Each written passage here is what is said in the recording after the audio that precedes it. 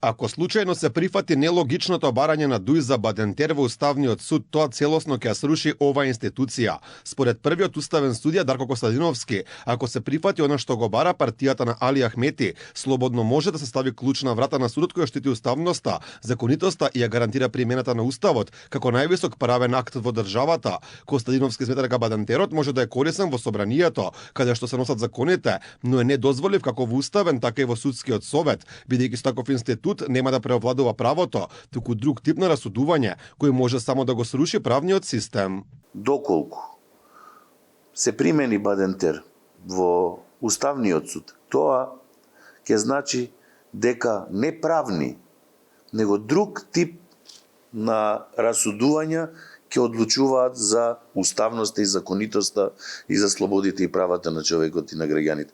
Такво нешто не постои никаде во светот. Ако такво нешто се случи, подобро е оваа институција да се стави клjuč и нема потреба од постоење на оваа институција, ако такво нешто се предвиди тука. Според најавите, наскоро Уставниот суд би требало да се комплетира. Во текот на утрешниот ден се очекува на дневен ред во собранието да биде можниот избор на универзитетскиот професор од правниот факултет Јустинијан I, Гоце Наумовски за нов уставен судија. Костадиновски вели дека веднаш штом се комплетира целиот состав на судии, ќе продолжи да се работи по сите предмети, меѓу кои еден од главните законот за употреба на јазиците. Го знаете мојот став, нема сензитивни, помалку сензитивни и повеќе сензитивни предмети. Сензитивноста не исчезнува со протекот на времето.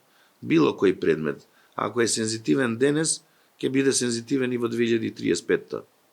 Ќе биде сензитивен и во 2050.